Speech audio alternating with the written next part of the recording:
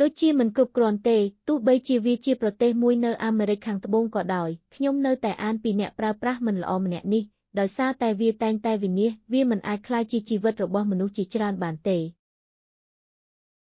Avemos Reggae អ្នកនៅតែជក់ចិត្តនឹងរឿងមិនសមហេតុផលដែលអ្នកប្រើប្រាស់ដែលមានឈ្មោះថា Plunger Robbie បានបង្កើតហើយតាមពិតទៅវាមិនសមហេតុផលទេដែលវារំខានអ្នកប្រើប្រាស់ផ្សេងទៀតយើងគួរតែសួរអ្នកបង្កើតវីដេអូដើម្បីស្វែងយល់អំពីរឿងនោះ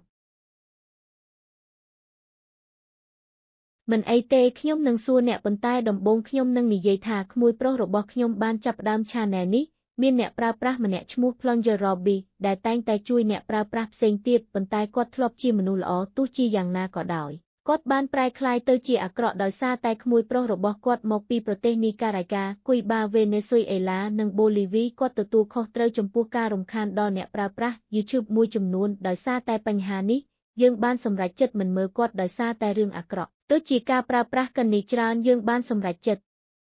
តគាត់ចេញពីសហគមន៍ YouTube ហើយនោះគឺជាការពន្យល់ខ្លីពីប្រទេសអ៊ុយរូហ្គាយ